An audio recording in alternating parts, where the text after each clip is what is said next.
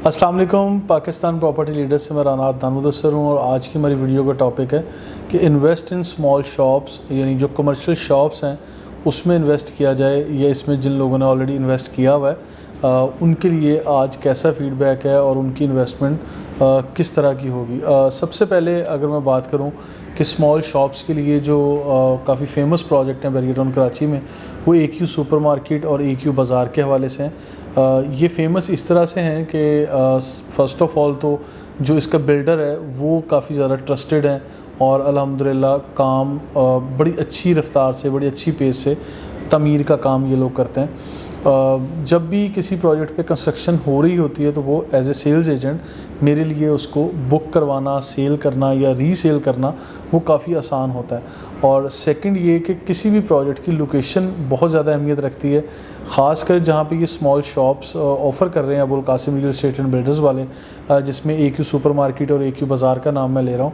तो इनकी जो लोकेशन है वो बहुत ज़्यादा मैटर करती है। वो इम्तियाज़ मेगा मॉल जो बैरियर टाउन कराची में आज ऑपरेशनल है पिछले 1-1.5 साल से, तो उसकी सराउंडिंग में ये जगह आती है। और जब बहुत सारे लोग या बैरियर टाउन के ऑलमोस्ट सब रिहायशी फुटफॉल है, इतनी अच्छी फुटफॉल है इम्तियाज़ मेगा स्टोर के लिए, तो इसी सेगमेंट में, उसी बैरियर टाउन के हिस्से में जितने भी दूसरे कमर्शियल प्रोजेक्ट आएंगे तो ऑब्वियसली वो भी इंशाल्लाह उतने ही कामयाब होंगे जितने ये इम्तियाज़ मेगा मॉल में फ़ुटफॉल है या ट्रैफिक रहती है।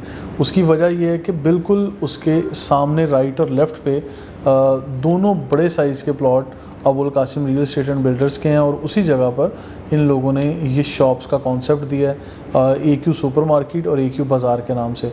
AQ बाज़ार के नाम से जो प्रोजेक्ट है इसके ऊपर AQ विलाज़ यानी अपार्टमेंट हैं इब्ने अब्बास के नाम से, और AQ विलाज़ इस तरह से ये दोनों ऑप्शंस भी दी गई हैं।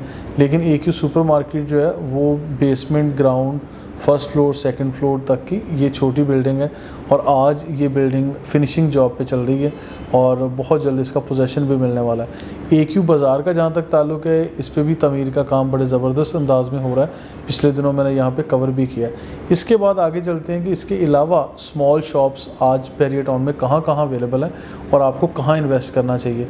मिडवे कमर्शियल अगर आपने एरिया विज़िट किया हुआ तो मिडवे कमर्शियल A और B साइड पे 500-550 स्क्वायर फीट की शॉप से लेके 1200 या 1400 स्क्वायर फीट तक की शॉप्स, जिसमें बेसमेंट समटाइम शामिल है और समटाइम शामिल नहीं है, ये दोनों तरह की ऑप्शंस आपको मिल जाती हैं। और इसके अलावा लिबर्टी कमर्शियल जो बैरियर हेड ऑफिस को फेस करते हुए जो जगह आती है, यहाँ पर भी जो 500, 600 या 800 स्क्वायर फीट के छोटे बड़े शोरूम अवेलेबल हैं।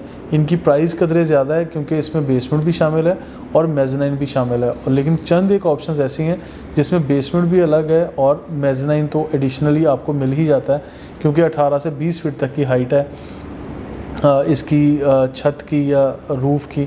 तो जब आप लोग इसको इंटीरियर डिज़ाइन कर रहे होते हैं तो आप उसमें एक स्टेयर केस दे के आप मेज़नाइन वाले एरिया को कवर कर सकते हैं, जो कि अप्रॉक्सीमेटली कोई 60% या 50% एरिया को आप कवर कर लेते हैं। और इससे आगे बढ़ के चलते हैं कि बैरियर हाइट्स का एरिया अगर आप लोगों ने विज़िट किया हुआ है तो बैरियर हाइट्स में ऊपर अपार्टमेंट हैं और नीचे 300, 350, 400 स्क्वायर फीट की मुख्तलिफ़ साइज़ की शॉप्स हैं जो आज 100% रेडी हैं और हर तरह के छोटे बड़े बिज़नेस के लिए ये आप लोग अवेल कर सकते हैं। यहाँ पर भी इन्वेस्ट करना काफ़ी बेहतर रहेगा।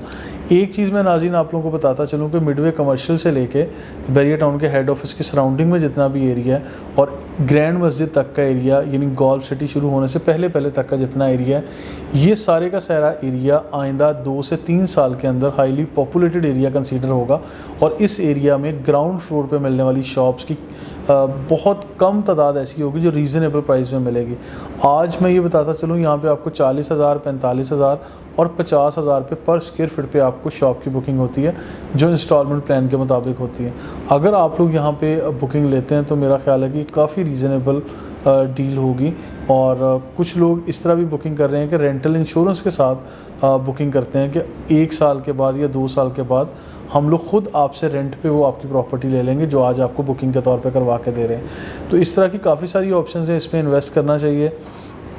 इसके अलावा सेकंड ऑप्शन वो आ जाता है कि जितने भी यहाँ पे मॉल एंड रेजिडेंसी के प्रोजेक्ट बन रहे हैं, जिसमें डॉल्चे मॉल है, जिसमें डोमिनियन ट्विन टावर का है, डोमिनियन द ग्रैंड के हवाले से है, और इसी तरह और दीगर प्रोजेक्ट हैं AQ मॉल एंड रेजिडेंसी।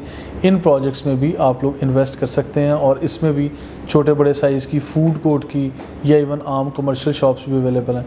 तो इसमें अगर बुक करना चाह रहे हैं या अगर आपकी ऑलरेडी बुकिंग है, आप उसको रीसेल पे लेना चाह रहे हैं, तो आप हमारी टीम से रब्ता कर सकते हैं। स्क्रीन पर नंबर दिए गए हैं। Thank you so much.